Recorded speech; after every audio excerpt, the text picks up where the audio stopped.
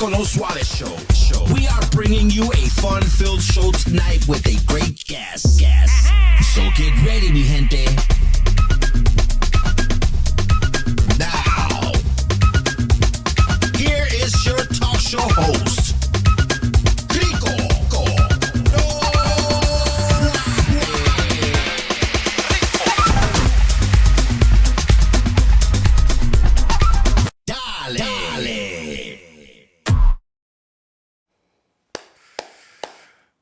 When I tell you that I miss you all, I mean it. But welcome back, everybody. Welcome back to the Rico Suave Show. We are back. Yeah. Ready to go, everybody, man. I'm super hyper. I'm super pumped up because the sun is shining and it's beautiful. The weather's nice. People are smiling. People are happy. That's what I'm talking about. That's the way we need to enjoy life, by everybody being happy, including you. Welcome, everybody. Welcome to the Rico Suave Show. I am going to be your host for the next hour, and we have a fun-filled packed show for you guys. So let's get right into it, shall we? It's something called running. I didn't know that this was actually a thing until I found it. It's the Global Running Day. Wow, that's for everybody to be running outside. I don't care if you're going to the store, run to the store. If you run into your car, just run. Just do a little bit of running. That's all you got to do. The Global Running Day, everybody, man, is just for you to be healthy. Keep that energy going. Just keep that passion going of running. Just keep your health and, inspire others to be able to be happy with you while running. Have a conversation. You might want to listen to music while you're running. Hey, it only takes 10 to 15 minutes just to run up and down the block. That's all you got to do. Or, or run around, the block itself and just be happy, everybody. Your boy Rico Suave wants to say, make sure you run today. Let's go. There are so many things that I have to say about my buddy, my friend.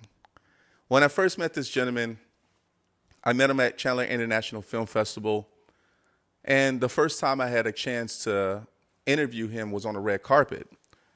But even before that, it's the respect, it's the love and the passion of me being able to listen to his workshop. Of course, you'll hear about that later today. But he is an Emmy-nominated film composer, CEO of Caliendo Music Publishing. I want you guys to put your hands together for none other than my friend, my guy, Christopher Caliendo. Let's go. Sir, we here. How you doing, buddy? We here, man. We are here. Yeah, hey, all I have to say is, bienvenido al Rico No Suave Show. Mi gente de italianos. Let's go. Let's go. Andiamo presto. Sempre dritto. Let's go.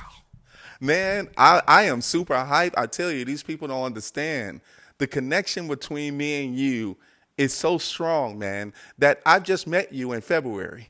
And I feel like we've been friends for so long, but also I have learned so much from you as well. And I'm hoping that you learn some things from me as well, right? And I think just having that good friendship is such a great thing when we talk about networking, but also networking with a purpose, right? And my purpose has always been a good friendship, but also just cheering you on and doing and loving what you're doing, my man. So welcome to the show. My pleasure. Such a joy to be here. I know you're going to be giving me a lot of energy, my friend. I'm looking forward to it. Me too, man. Me too. Hey, you know what? We might as well get right into it because there's some things. There's a lot of questions, but everybody hold on to your seats.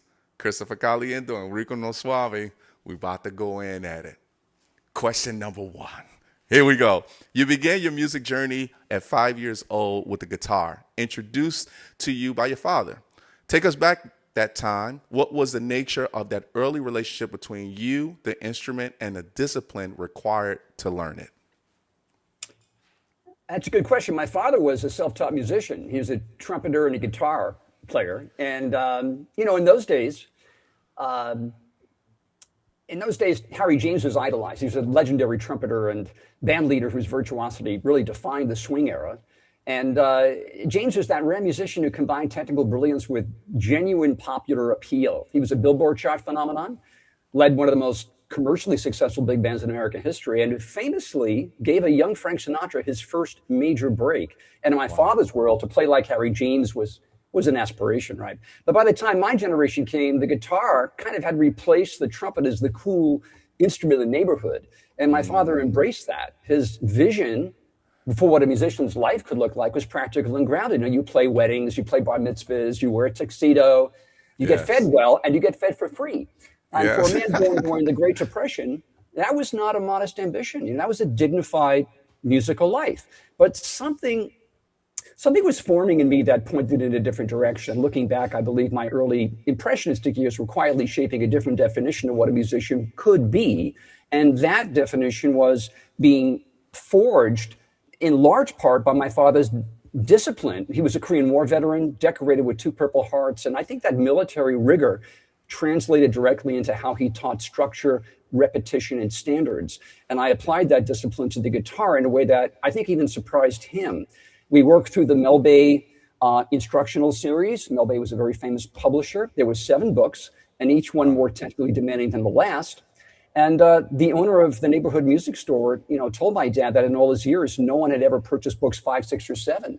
I was the first, and apparently moved through them very quickly. So it wasn't until I think I was 11 when I began hearing music of my own invention, very primitive, but that I understood with quiet certainty that music for me was something beyond the wedding circuit. You know, it was a language I needed to speak in my own voice.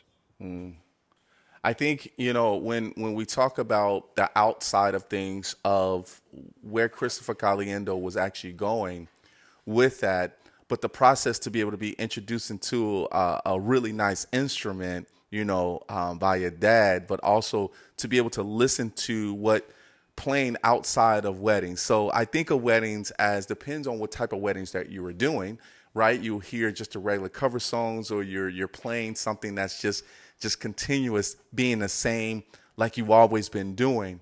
And I think the issue with that is for yourself, I felt like just by, of course, me knowing you, outside of the box of what really makes you who you are. At age 11, though, there was some composing that you were doing, correct?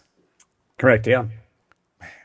They were, I mean, the musical atmosphere in my father's house was defined by 2 vocabularies. We were an Italian home, Italian opera, and big band jazz. And I think those were the sounds that fill the house. And naturally, during the most formative years of my musical development, I began absorbing both simultaneously. So what I instinctively understood, even as a young composer, was that classical music represented the foundation, much like ballet is for all the various dance forms. It's the oldest architecture of Western harmony. And I knew almost by instinct that to build anything of lasting value, I had to understand the structure beneath it.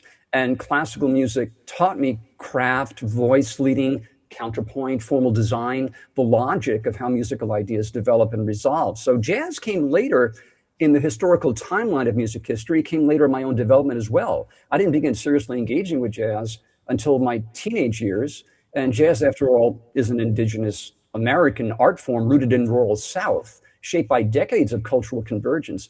And its harmonic language, while sophisticated, builds upon the classical tradition rather than replacing it. So the first time I suddenly or successfully synthesized these 2 worlds was through an ensemble I created in the 90s called Chamber Jazz, a project that was in many ways a musical thesis statement, right? It drew on the full arc of classical chamber music while speaking the rhythmic and harmonic dialect of American jazz. So it was my earliest attempt to answer a question that has driven my entire career. Yeah. What happens when musical traditions that seem separate or disparate are allowed, you know, to converse?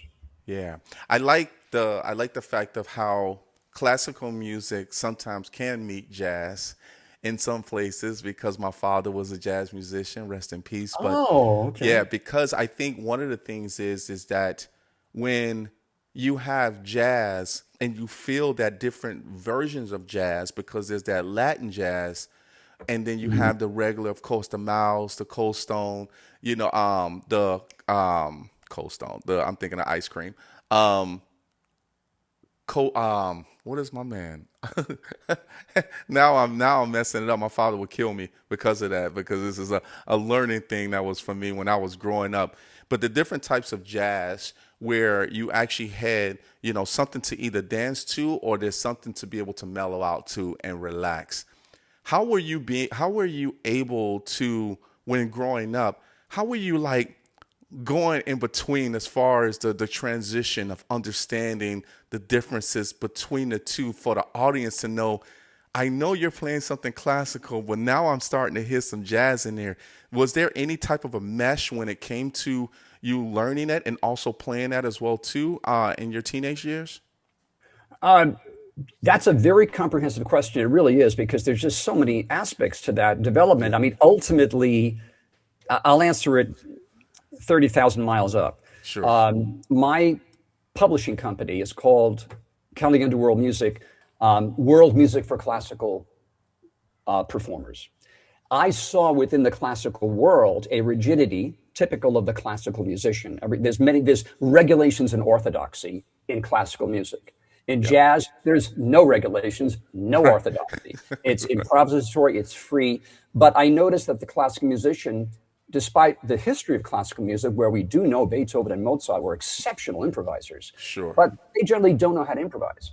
So my knowledge of jazz as it grew, and my knowledge of the guitar, there's so many fantastic guitar players, and I was fortunate enough to compose music unorthodox to the board that shaped my unique guitar playing. But also, I was gifted at learning jazz and the great jazz stylists and soloists, that when I wrote music for classical musicians in my publishing company, I always wrote the solos out for them so they could learn how to play before, on, and after the beat and sort of simulate improvisation.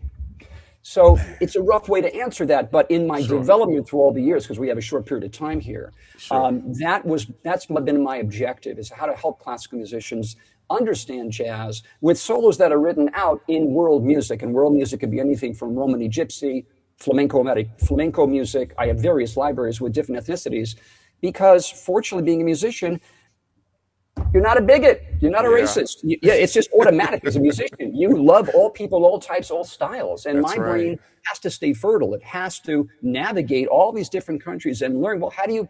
one of my greatest compliments is I was playing a tango concert. A woman from Argentina was in the audience and said, how did you capture our music? Wow. You were born in New York. Right. That's pretty cool.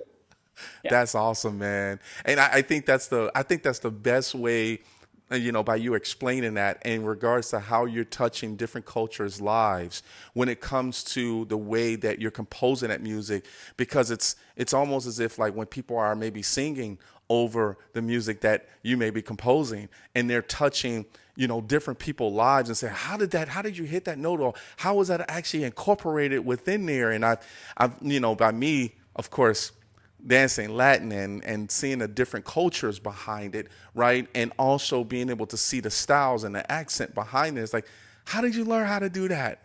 Because you have to study it, you have to understand it, but also it has to be a passion behind it as well. So, great job, man. Let's go to the next one. There's so much to talk about today. What man. is There's the so next? much. Let's get it. Question number 3. All right. So transitioning from New York to UCLA was a significant leap. And to then selected for the Henry Mancini Film Scholarship out of 600 applicants is a remarkable distinction.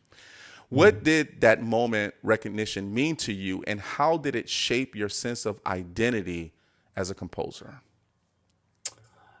Well, let me clarify the geography there, because that journey, because the path was more layered than it might appear. Before California, I went to Boston, to the New England Conservatory of Music, one of the most rigorous conservatories in the country.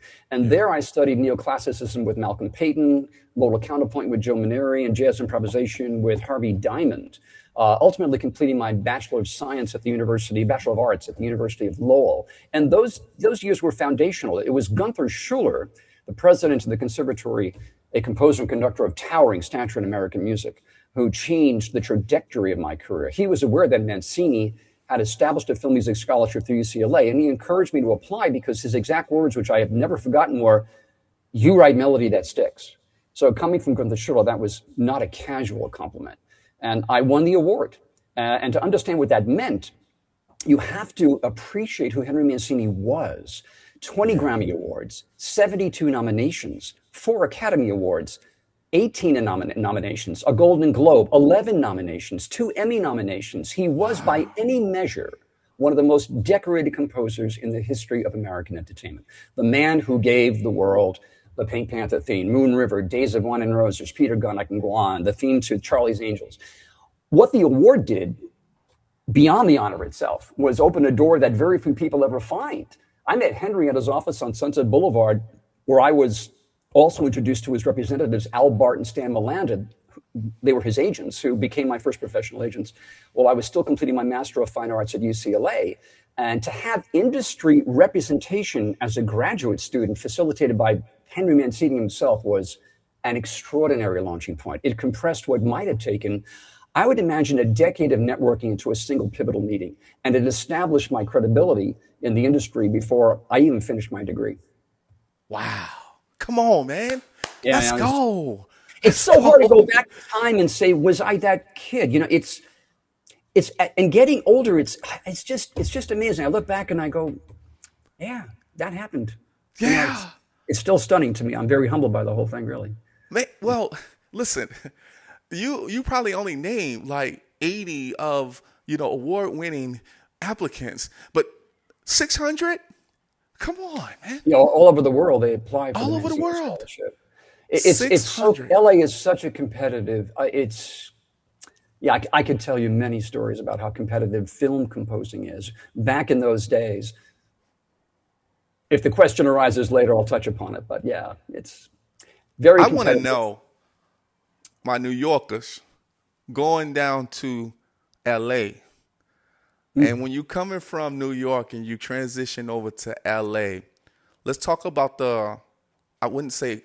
I do want to say culture difference, because there is a difference between New York and LA.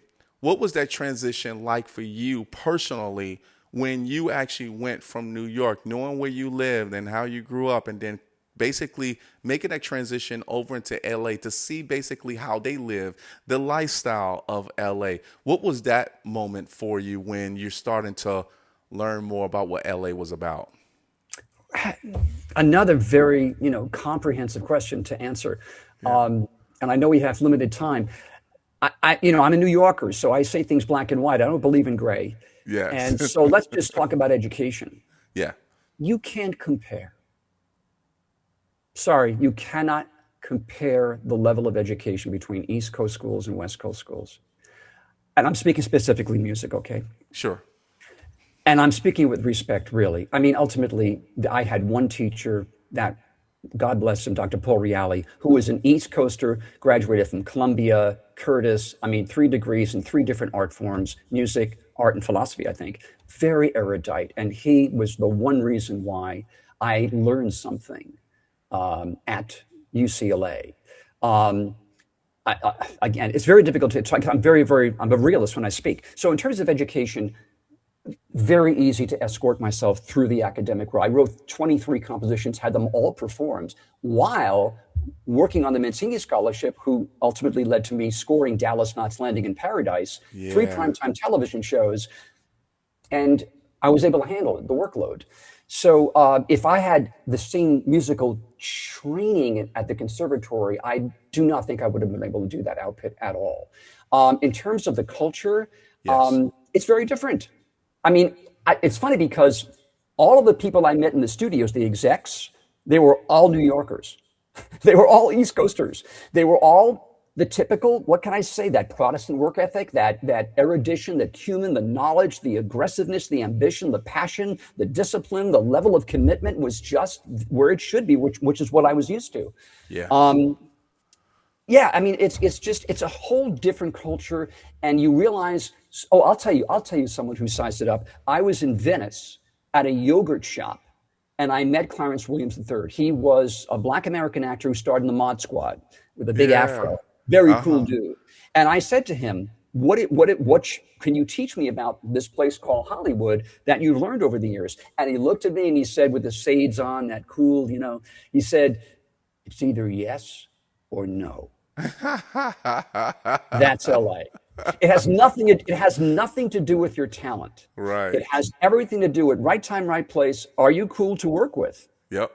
And are you going to be in my world? Because when you're working with a director, they've already spent a year working on a film or a TV series. It's all about that. So you've got to stay really focused on that. And sometimes it takes a while to learn that. You really have to shift your personality. You have to be empathetic. You have to be aware. You have to listen well. Those attributes I didn't really have. I was very autonomous, and I obviously accelerated my musical growth very, very quickly. So I could at 9 years old or 11 years old, I was playing with the Mike Morris Quintet, doing weddings and stuff. And I was mostly familiar with people much older than me.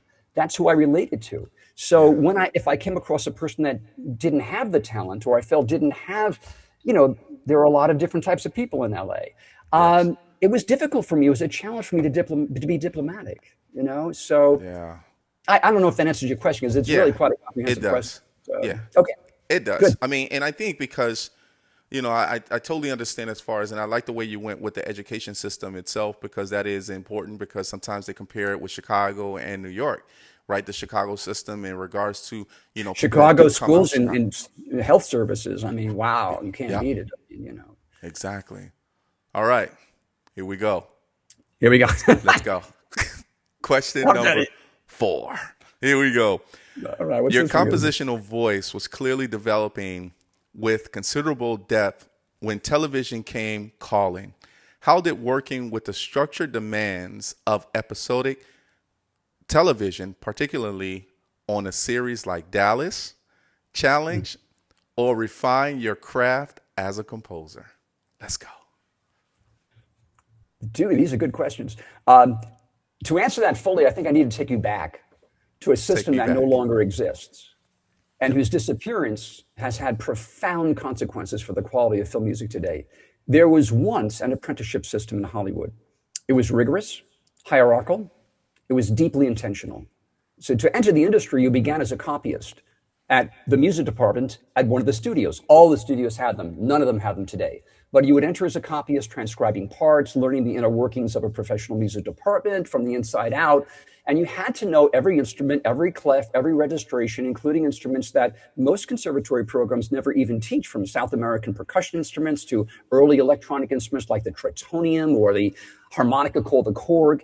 The most extraordinary example of this system at work, going even further back, was Universal Studios in the 1950s during the production of the Alfred Hitchcock Hour. And here you have to, in understanding your American history, we were a global power, and every family had a television set. So the need for television music was flowering.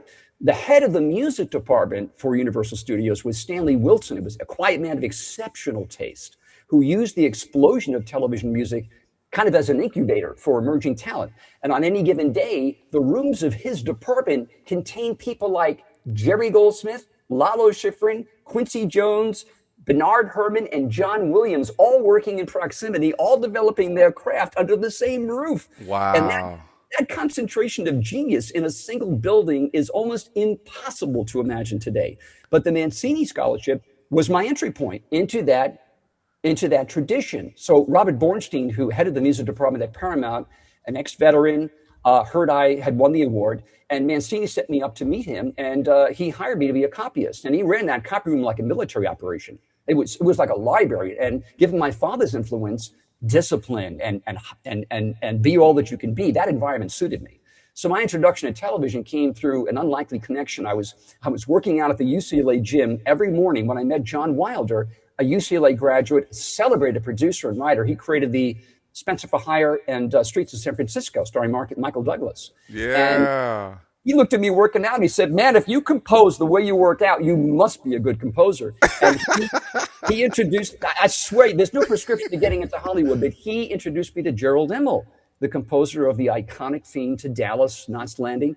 And the timing was fortunate. Bruce Broughton, Jerry's orchestrator, had just departed to score Silverado, and I came in to replace him, orchestrating Dallas Knots Landing and eventually becoming the principal composer orchestrator on Paradise, starring Lee Horsley, for which the team won the Emmy nomination. So television is an unforgiving training ground. You have 10 days to compose, orchestrate, deliver between 18 and 25 minutes. I think one episode I 28 minutes long of original music. So there's no room for creative paralysis. And fortunately, I've never suffered from writer's block, but the pressure of that schedule sharpens instincts that no classroom can replicate. You learn to make decisive, creative choices quickly and to make them well. And simultaneously, I was completing my MFA, for which I composed, like I said, 23 theatrical works. So between episodic TV and the theater, I was developing that fluency across multiple dramatic forms. And that breadth became the foundation for everything that followed. Man.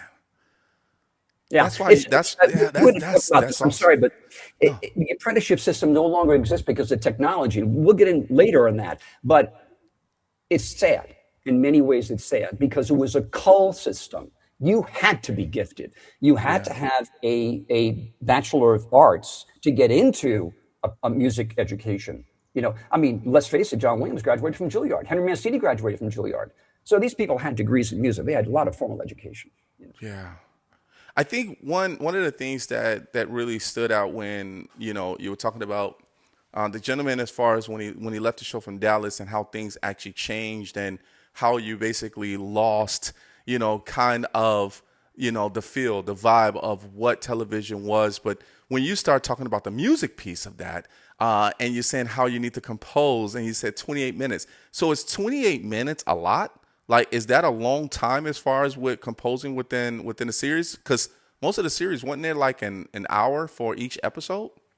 Yeah, 28 minutes is the apogee. 15 minutes is generally the nadir. But what made that more difficult was that both Henry Mancini and Gerald Immel had to wait to the last minute to get the creativity out of them. Oh. They needed that stress level. Yeah. And there are writers like that. I don't work that way. You give me a project, boom, I'm on. So there was even more pressure because you have 10 days to score, and now we have 9, 8, 7. Oh, there's the piano reduction, so. But God bless them. I mean, that's how you learn how to write. It's like speed chess. Wow. Yeah. Well, my buddy, my friend, we got to take a quick commercial break. Sounds good. And, we're at the halfway mark already, and I'm sad because time is going by too fast for us to be together on the show. Well, there's so much to say. I'm hoping everybody is enjoying yourselves. Everybody you already know is the Emmy-nominated film composer, none other than my buddy, my friend, Christopher Caliendo. Everybody want to take a quick commercial break because we're coming back because there's question number 5. Let's go. Every year, 800,000 children are reported missing. That's one child every 40 seconds. It's every parent's worst nightmare. Right now, there are 483 missing children cases still open. Your card donation can help keep kids safe and bring missing kids home. Donate your unwanted card today. Fast, free pickup, 24-hour response. Plus, you'll get the maximum tax deduction. Call 800-723-2013.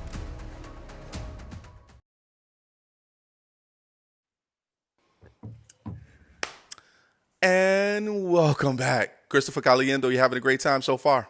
Oh, sure, man. This is guaranteed. How many times can you say that? Yeah. It's like being with my wife. It's a guaranteed good time. Let's go. There's more, right? There's more. All right, here we go. Now, of course, with question number 5, of course, we're going to go into that music on a budget. But you presented your workshop, Music on a Budget, at film festivals and industry events, making the case that Hollywood quality scores are achievable without Hollywood budgets. What are the core principles you share with filmmakers and composers who feel priced out of that level of production? Yeah, when I relocated to Arizona after more than 30 years in Hollywood to help care for my wife's parents, I kind of arrived with fresh eyes. What I found was a genuinely creative independent film community, but one struggling with a set of problems that I recognized immediately because I had watched them quietly developing in Hollywood for years. The studio apprenticeship system that I described had collapsed. Technology had democratized access to music production tools, which is in many ways a wonderful thing, but it also created a troubling side effect. The perceived value of the composer began to erode. A culture emerged in which composers, unfortunately, many of them talented, many of them without business training, were composing for free, believing that enough credits would eventually attract an agent and launch a career. It doesn't happen that way. The independent film world, in particular, had normalized this dynamic. Directors often running out of money before they reach post-production, which I've seen a lot of here, would turn to composers, and post-production people last and expect music for nothing. Not out of malice, but out of a fundamental misunderstanding of what music contributes to a film. And yet music is not a finishing touch. As Steven Spielberg has said many times, and I firmly believe him, the composer is the last lead actor in a film. So I created the Music on a Budget workshop to address this from both sides of the table, speaking to directors about their value and their responsibility to protect it, and speaking to filmmakers and composers about the return on investment that a properly scored film represents. So the principles are practical: how to achieve professional results within real world constraints, how to communicate with the composer effectively, how to build a post-production budget that respects every creative contributor. And I have a promo here on Music on a Budget that I think you have that we can show the audience, so they get a kind of a synopsis in 2 minutes of what this is all about. Let's roll them. Let's roll them.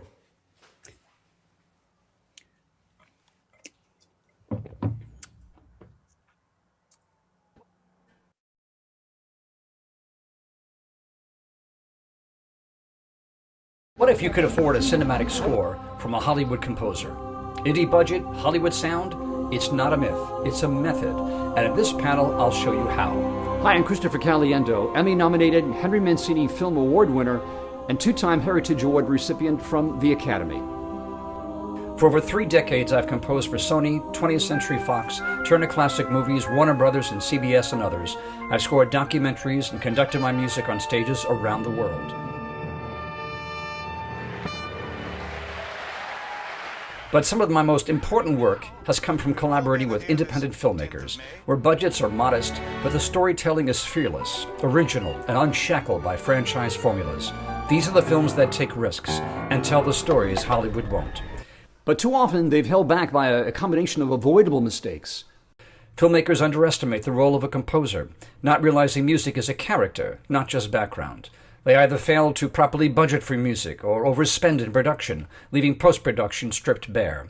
And when budgets vanish, they default to stock music, generic tracks never tailored to their story. The result? A film that looks bold, but sounds forgettable. The right composer isn't just an add-on. The right composer is your final lead actor, shaping mood, pacing, and emotional gravity with the same care you give your cast. If you're willing to fight for the right actor, you should fight just as hard for the right composer. And that's why I created this panel, Music on a Budget Without the Hollywood Price Tag, to show indie filmmakers that you don't need millions to get a cinematic score. You need a composer who understands how to stretch every dollar, think creatively, and deliver Hollywood quality results with heart, flexibility, and vision. You'll leave this session with a clear roadmap. The 8 most important questions to ask any composer. Why stock music can cost you more than it saves. A practical, non-arbitrary system to define your music budget no matter your film scale. And real examples from my own indie projects that show how cinematic storytelling can happen on a budget. From Emmy-nominated network shows to animation expos, student ensembles to the LA Philharmonic, I created professional results across every level of production. And now I'm here to help you do the same. Whether you run a film festival, a film school, or a production association, this panel will elevate your audience's understanding of what's possible and what's avoidable. Let's train the next generation of filmmakers to score smarter. Invite me to speak at your festival. Book me as a guest lecturer for your film school. And bring this workshop to your production organization. Let's give your filmmakers the tools they need and the soundtracks they deserve.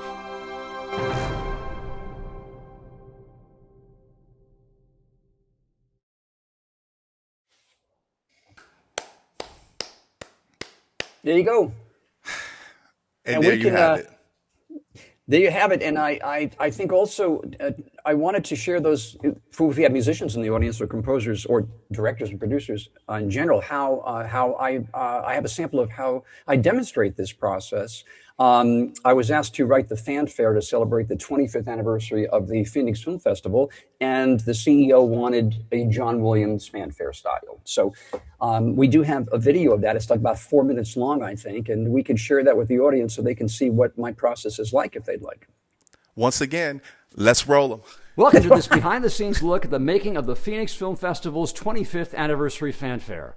I'm Christopher Caliendo, composer, and I had the opportunity to create this fanfare for the 25th anniversary of the Phoenix Film Festival. And joining me on this journey is Paul Denigris, visual special effects artist and CEO of Foxtrot X-Ray, who brought the festival's 25-year history to life through stunning animation featuring all of its past poster art. And alongside Paul, an ensemble of exceptionally talented musicians, combined with over 45 meticulously crafted MIDI tracks, helped transform this piece into a full symphonic experience. And this documentary will take you inside the 5-step creative process, showing you how we brought the music and visuals together to celebrate this milestone event. Paul shared the initial version of the animation sequence you're watching to give me an idea of its rhythm and duration, which turned out to be approximately 90 seconds. For the animation, Paul used the Marvel logo fanfare as our working model. This rough cut gave us a foundation to build upon, and from there I sketched my ideas on piano and transferred them into my publishing software. The playback you're hearing now uses Finale's built-in Garrison samples, which are quite basic in quality. However, this method allows me to quickly convert my ideas from paper to audio, providing Paul with an early, albeit rudimentary, impression of the direction I'm pursuing.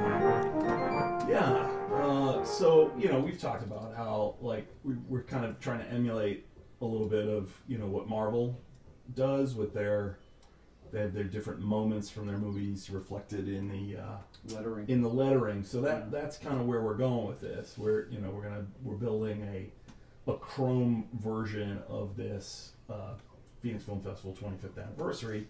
And then reflected in that will be the posters from years past, right? So all these different films that won Best Feature at the film festival. Moving to stage 2, after completing the music and orchestration, I upgraded to higher quality virtual instruments. This allowed Paul to better envision the final product. Meanwhile, Paul and his team at Foxtrot X-Ray were hard at work refining the animation. Allow me to introduce our talented musicians. First, we have Martha Edwards, a French hornist, who was the first to be recorded. The French horn, with its heroic tone, carried the predominant melody in the fanfare.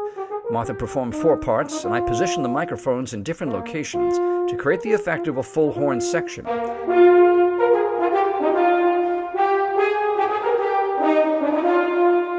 Next, I recorded trombonist Carlos Aguera, who skillfully played all 4 trombone parts. To add extra punch to the sharp marcato brass bass lines, I incorporated Albion low brass samples.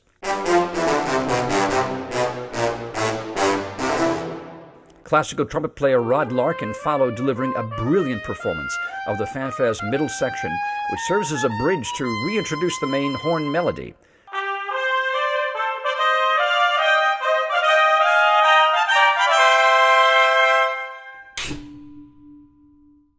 And here it is, the fully realized fanfare mixed, mastered, and paired with Paul's completed animation.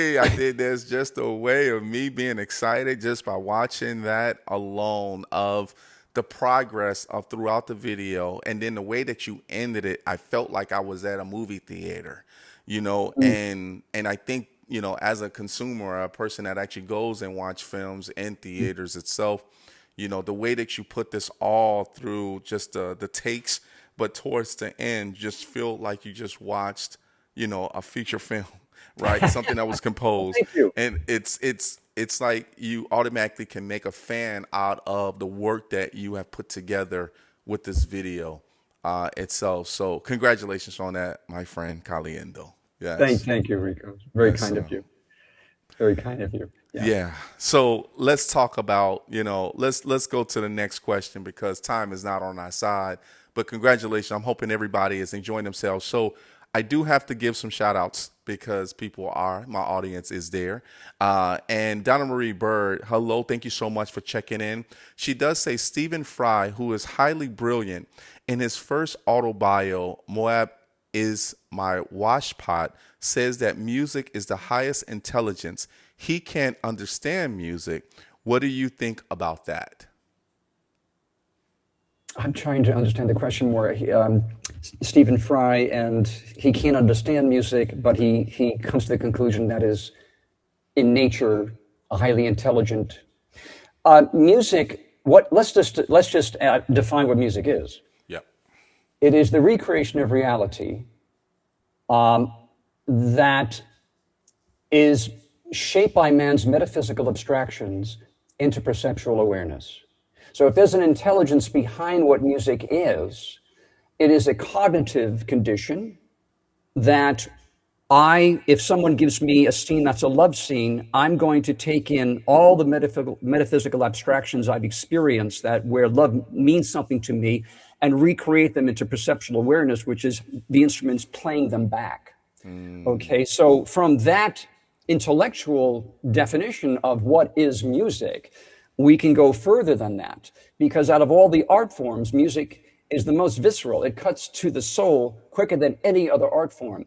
It is not only designed to raise man's consciousness. If you look at Will Durant's histories, every civilization that came to its conclusion and demise, the first thing that goes was the arts, because you lose your middle class. So there is an economic component toward the intelligence of music making and why it needs to maintain contemporary significance in life. That is that when an individual comes who is not musically educated into the concert hall, and whatever compels him to do so, to come into this divine architecture, the concert hall, if music does what it's responsible to do, it will have that person leave so inspired, transcended, and he may take that phone out of his daughter's hand and replace it with Flaubert or Shakespeare or Dostoevsky or Pushkin or Charlotte Bronson or any number of great authors to increase the literacy and the bombardment of 8.3 billion people depositing content into your social media, and you're vicariously living by scrolling through social media through other people. And he may very well go back to work wanting to get more income so he can move his children into private school from public school. And therefore, music is inextricably woven into man's physical survival. So these are the intellectual components of maybe what Stephen Fry is trying to grasp. And I'm hoping to define them for the young lady who asked the question. Yeah, she says she loves that answer, and thank you so much. Awesome. Thank you. Let's go. Let's go. All right. So I do have to say hello to a few people. There is one person that does know you, Metal.element. Is checking in on YouTube. Thank you so much. He said, yay, Christopher, what an incredible man. Such a great character and inspiration. Much love, my brother. Thank you, Metal.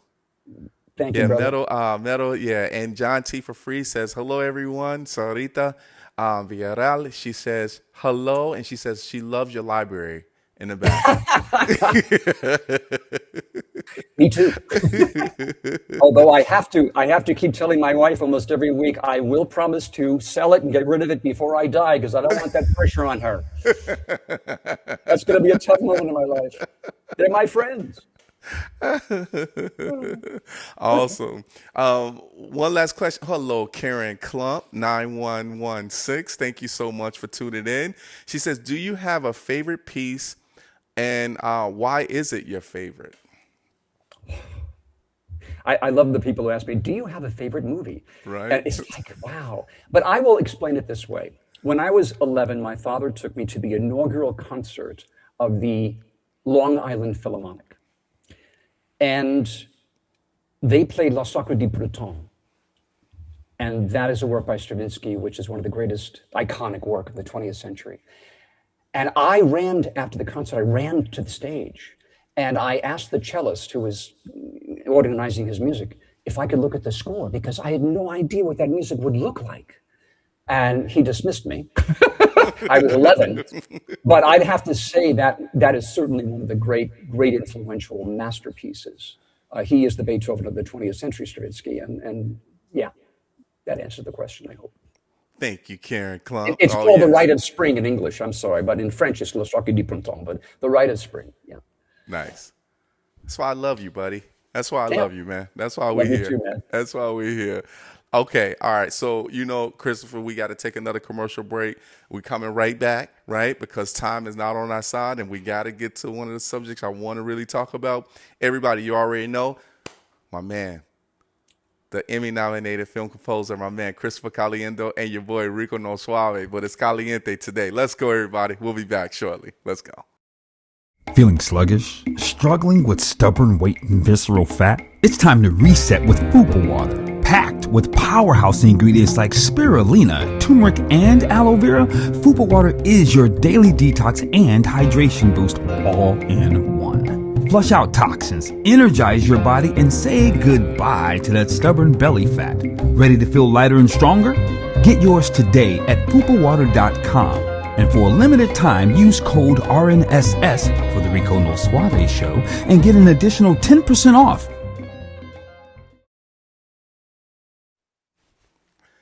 And welcome back, everybody. Welcome back, your boy Rico No Suave. I told you we'll be back shortly because, we got so much to cover with Christopher Caliendo. Caliendo, Sí, we got dime. another question, Papa. We got another question. Sono pronto. And this is from me. And this is question number 6. One of my favorites. As artificial intelligence increasingly enters the conversation around music, composition, where do you stand? And given your 30 plus years of experience bridging tradition and innovation, what do you believe AI can and cannot replicate in compositional process? I knew you were going to ask a question about AI. Let's go. It's everywhere. And if you are not actively learning to work with it, you will eventually be displaced by someone who is. You've got to be AI enabled or you'll be disabled in the future. And that's not a provocative statement. It's simply where we are. Mm-hmm. But I want to offer a perspective that I think, cuts through the noise of a conversation that's become, frankly, more polarizing than it needs to be.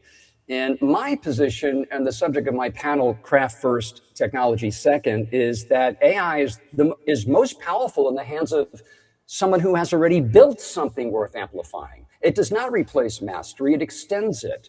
Yeah. And I don't think we have time to show the video where I used AI for my Star Trek symphony, where I've organized my keyboard so I can type from my brain into the publishing software. I can show it.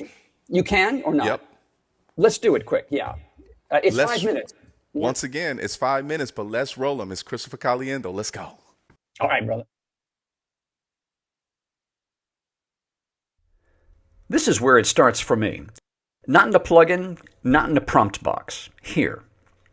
Every score begins with a musical idea, a theme, a harmonic intention, a rhythmic signature. Before a single sample is triggered, before any software makes a decision, I make one. This is the third movement of my Star Trek symphony.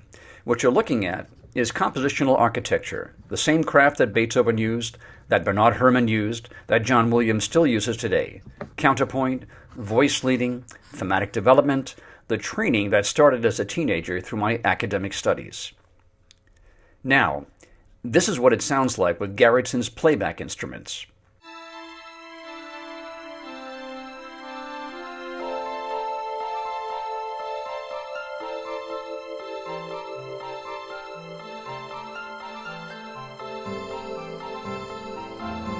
Primitive, limited, but I push the software to its full potential because this reference track is essential.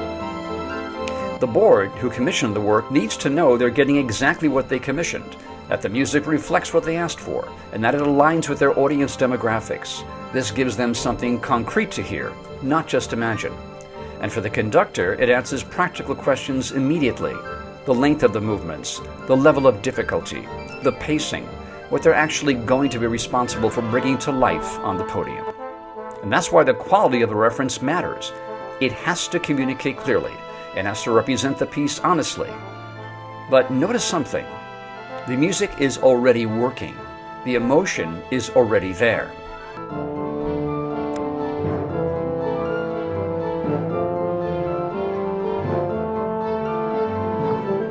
That's the test I give every piece I write. If it works on a bad piano, it'll work on a full orchestra.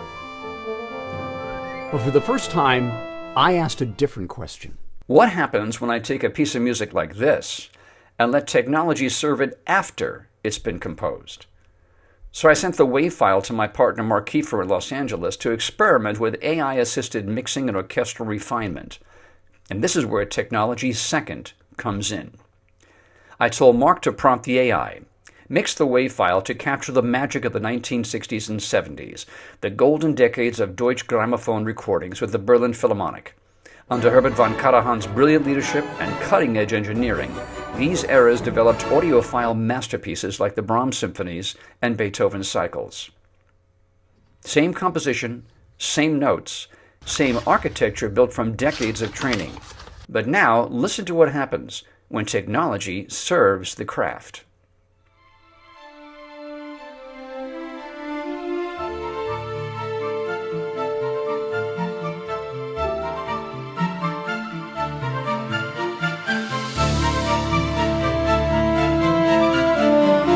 This is not AI composing. This is AI elevating.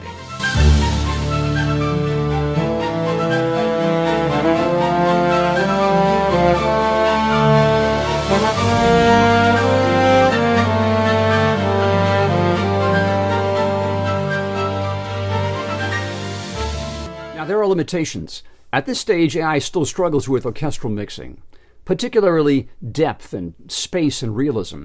For example, I prompted, mix this like a 1940s Deutsche Grammophon recording with the Berlin Philharmonic. It can't fully achieve that. But what's remarkable is how much closer it gets.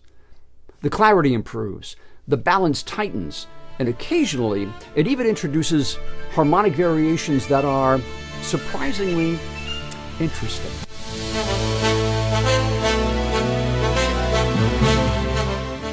As I transition into Dorico for publishing, I'll continue experimenting with AI in this phase because orchestral mixing is its own discipline.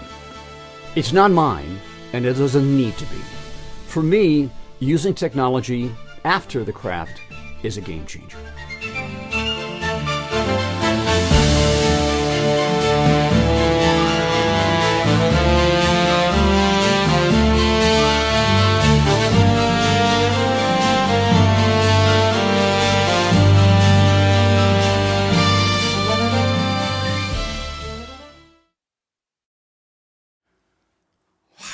Man, it's worth having you on my show because of the plethora of education that my audience is getting from this, but also the example that you portray, as far as with the passion and also the knowledge that you have in regards to composing music and how you break things down. It's, I think, by me just watching this and looking at this, my father used to actually write music as well, too, but I used to watch him and look at the notes, and I'm like, man, I don't understand any of it, but at the same time, too, just watching him play and seeing how he's reading it and playing it, it shows exactly how much as a musician or someone that loves music or understands music, how much it really means to them when they're actually playing the final composition or just the song in general. So just by watching this itself, it gives me flashbacks of, when I was a kid watching my dad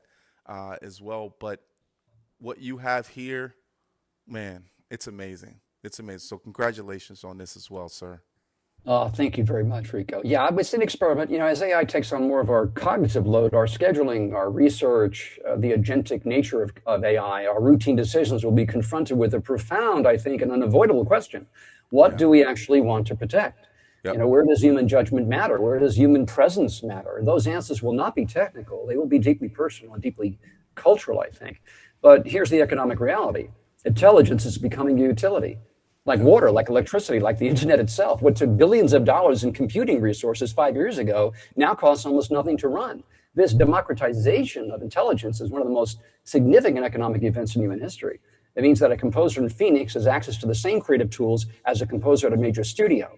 So my big, and I know we have a few minutes left, but my big concern about this is what will almost certainly happen is the lower tier of the film scoring market, library music, generic market, generic underscore, low budget, indie films, corporate videos, trailer music will be largely absorbed by AI within a decade. It is already happening. Tools like Suno, Udio, and others are producing music that is functionally adequate for directors who cannot distinguish between adequate and extraordinary. And that market will contract severely for human composers.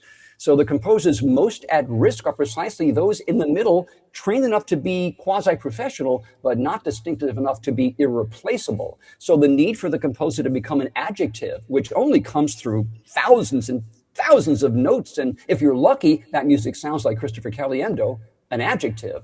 But those who never develop a singular voice, those people are going to be in trouble. So the ceiling is much higher. What is unique about AI is it's made authenticity the currency in the room. That's the brutal truth, and I don't flinch from it.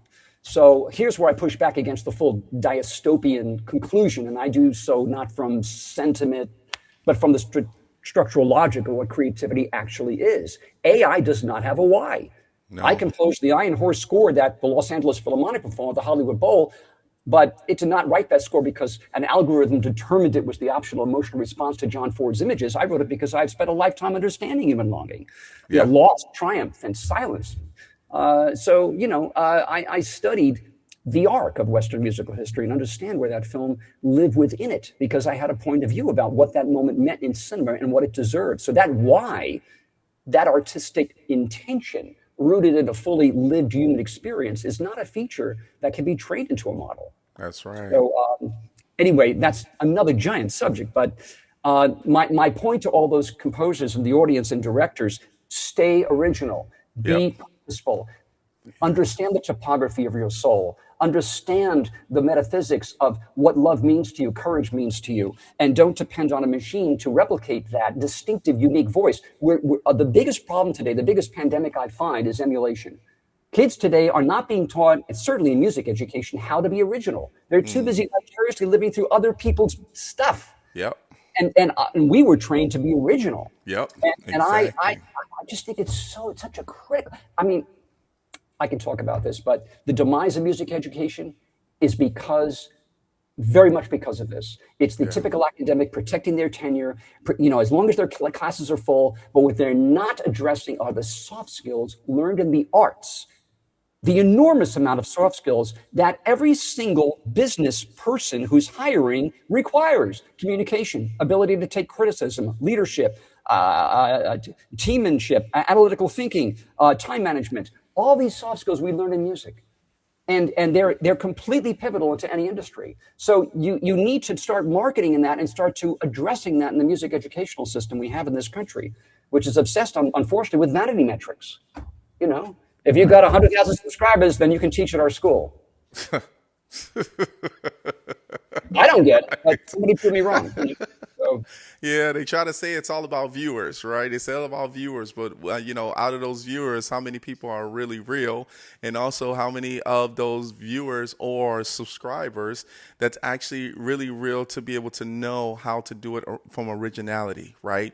And you hit a good point on this, and of course, I got something for you before we go, is that I come up from an age where if you actually was copying something else, that was like that copycat, right? You wasn't original. You didn't actually have something that came that was actually yours. So that made you feel like you took care of that pride. That was like, hey, you're cheating your way trying to get to the top and you're not being original for yourself. So, that one kind of stuck with me a lot because there's a lot of copycats that's out there. And of course, it's kind of the norm now, right? In regards to trying to find who can I actually make myself look like in order for me to be able to try and get to the top. So, yeah. Yeah, you think of that mentality, stock music. I mean, Yep. stock, I want to take an atom bomb and blow up all the libraries. You've got a manufacturing company, they make commercials. Yep. And they're spending $300 a year to have access to thousands upon thousands of composers who are willing to give this music away, which was composed for a completely other reason. Yeah. So you have them taking this music and sticking it on there because of the bottom line. Now, granted, their budgets are shrinking, but what do? They cut the composer. And they don't go to the composer and say, hey, listen, our budgets are being cut. Would you take a cut just so we can have original music? Because if you look at the ROI and the data, it's significantly 28% higher that a commercial with original music will bring more ROI to the organization that is advertising the product. You look at Barry Manilow's, you deserve a break today. Go get up and get away to McDonald's. That song, I hear that song, I think of a Big Mac. Not that I want to eat one, but, I mean, it works, folks. It works. So It does. stock music. Supersize it. I write a blog on this. I don't know if you know this. But I have a Hey, blog on all this. So. I'm still learning you, right? And of course, I'm still learning about you, But one thing I will tell you, what I compose and originality is gifts. And my gift to you is this. This You shirt like it. is for you. Oh, Right? look at this. This is for you. And I can go hours and hours talking about what your success is, but also you being my friend and also knowing exactly what you have done for the industry, even before the Henry Mancini Award, but just going through giving props to your dad and also to the family and the people that support you. This shirt represents what we call gems of the world.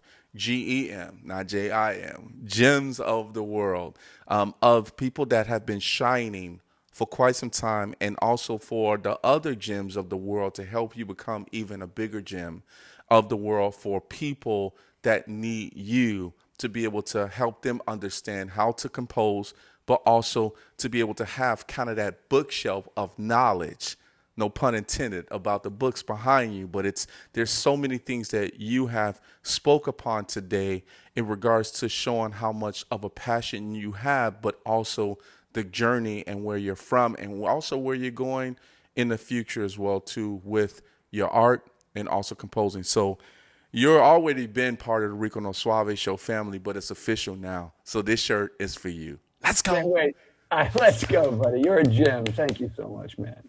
And thank you to the audience for tuning in too. God bless them. Yes, sir. So we're going to actually put up your social media because we want people to know how they can actually follow you and also to continue to support. So you already know it's my man, Christopher Caliendo 3. Put those dots in there. That's Facebook. Here's the next one. Christopher Caliendo on YouTube. Make sure you subscribe to his YouTube channel, everybody. Here's the next one. Instagram at Caliendo Film Composer. I'm so used to saying your full name, sir. And then here's the next one. Keep it business. No spamming, everybody. Christopher Caliendo on LinkedIn. Last but not least, we have we have the website, ChristopherCaliendo.com. Make sure you please go ahead and make sure you share that love. Make sure you go and find out, hey, if you want to become a composer, hey, just let them know that you saw him on the Rico No Suave show, right? And make sure you take pride in the work that he's going to give you to be able to be successful as well too. So, Christopher, it's been a pleasure, man. It went by quick. So quick. I know. That's what I said. It's like hi and bye, right? And all in between was such a great time having you on the show. And there's going to be a part 2 to this. So, everybody get ready, because me and my friend, my buddy, will be back as well too. But Christopher, thank you so much for being on the show with us today, and many blessings to you like always. Love you, buddy. Thank you. Christopher again. Caliendo. Let's Had a go. wonderful time. Let's go. Everybody, we got to get out of here. Your boy Rico No Suave. Thank you guys so much for actually sticking around with us. And we thank you because we want to make sure that you had all of the great information. I told you this was going to be a great show. And this show itself just shows exactly the passion of a film composer and the accomplishments he's actually have made. We're going to put up our social media, everybody, because we want you guys to follow us as well, too. It's the Rico No Suave Show. .com. Make sure you please go and check us out. Here's the next one. Oh yeah, Facebook, everybody. You already see it. Let's go to the next one. Here we go. It's the same thing. Instagram, Rico No Suave Show. Let's go. This one, you got to subscribe. If you haven't subscribed, just go ahead and subscribe. It's easy. It's free. Mixcloud.com. This one, you might want to just ride in your car and listen to Rico and Christopher Caliendo while you're actually, driving on the highway. No pun intended with the song. Everybody, we got to get out of here. We thank you so much. We got some more great guests coming up for you guys, but we appreciate you always. Keep the love going wherever you are. And don't forget, it's Global Run Day, so go outside and start running around and say, I love the Rico No Suave Show. Everybody, we got to get out of here. Until next time, as we end off the show, just lie